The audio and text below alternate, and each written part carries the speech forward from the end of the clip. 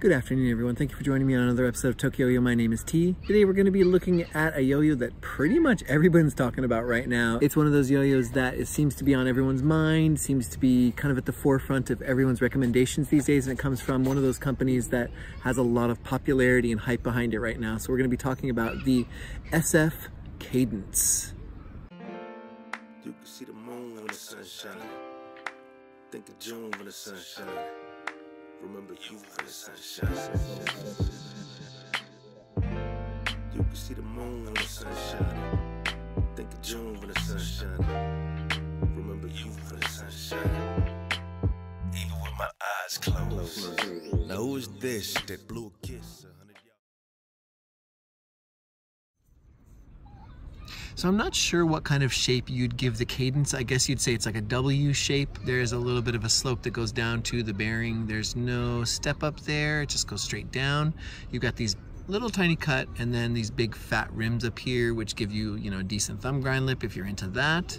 Also those rims are gonna provide a lot of stability and spin time. In the cup you have this flat hub in here and then this not really a sharp rise, but a very decent rise that goes up to the rims here. There's no like bump or anything like that. It's a very nice slope.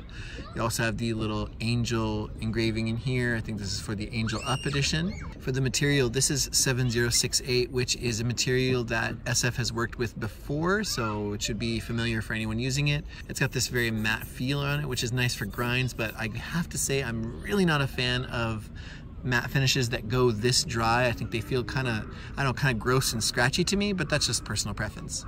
As far as playability, it doesn't affect anything like that. The feel is very comfortable. Although it is classified in the wide boy yo-yo category, I would say these days, it does feel comfortable in hand despite that. But I will say that on catches, this is not very comfortable, and we'll get into that in a little bit. And the look of this thing is very striking. This is a very, very nice fade here. You have the pink to the orange, and the fade itself is just flawless. You can see here, there's like no sign of a blemish or anything like that. It just goes one color to the next, and when it's spinning, it turns this really amazing hot pink. So it's just really, really beautiful yo-yo to look at. There are a lot of different colors of this, and there's a few different fades. This one I think is one of the most new ones, but this comes in tons of great colors. Just for a little size comparison, I did mention it was on the wider side, so here we've got it next to the Manatee from CLYW, and you can actually see that the Manatee is pretty wide, but not that much wider than the Cadence. Only a couple millimeters that the Manatee has on the Cadence, so this is a fairly wide yo-yo. So as far as the history of the Cadence, I did get this from SF. They sent this to me to make a video about. Now, it was kind of been a long time since they first contacted me, but basically they just let me know they wanted to send me one. I was actually looking to get one as a trade from someone, but I couldn't really find anyone. So they offered to send me one, so it was very, very kind of SF. Thank you very much for doing that. Like I said, Tokyo is not a business. I don't do this to make money. I don't ever reach out to companies to ask them for stuff or anything like that.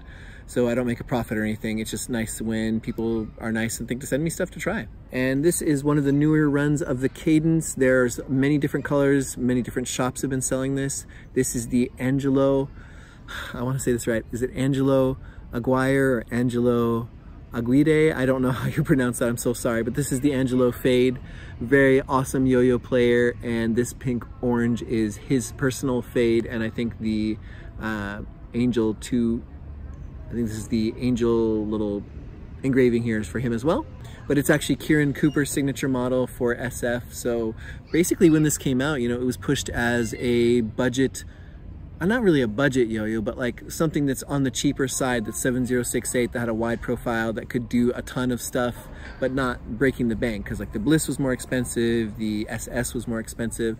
I don't really think SF goes out of their way to charge a lot for yo-yos, so this kind of fits in with their typical pricing scheme. I think this is like around $45 or $50, I think. It's more expensive in Japan, so I'm not sure how much it is in the States. But yeah, so that's, I've been looking for this for a while. I'd tried one very briefly that came from Jonathan Lee, so I was interested to get my hands on one for more permanently. As far as how the Cadence plays on the string, it's actually pretty lightweight, or at least it feels that way. It moves very, very effortlessly. This is a very, very nimble yo-yo. It's extremely quick. It can get away from you if you're not expecting it.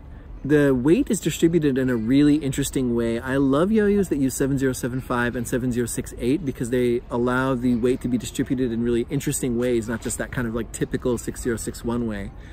And I think SF has a very, very nice handle on how to use 7068 since they have been using it for a couple models now. And because of that, this feels like it's kind of like getting closer and closer to what SF is. It kind of feels like it's getting closer and closer to like the epitome of what SF can make.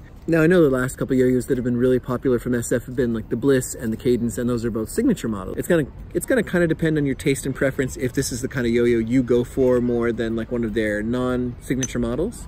But as far as like grinds and stuff like that, it grinds really well because of that matte finish. Like I said, I'm not a huge fan of the dryness in the hand, but some people are really into that. It's kind of has that premium feel, but I'm kind of a little bit more fan of like that satiny feeling that the CLYWs have. Finger spins it can do, it's not really spectacular at them or anything. I mean, I always think it's funny when people say like, it doesn't really finger spin. It's like, as long as you have a flat cap, you can finger spin. There's no problem with that. As long as you have any skill with a finger spin, any yo-yo could finger spin. Even a Yo-Yo Jam Classic can finger spin.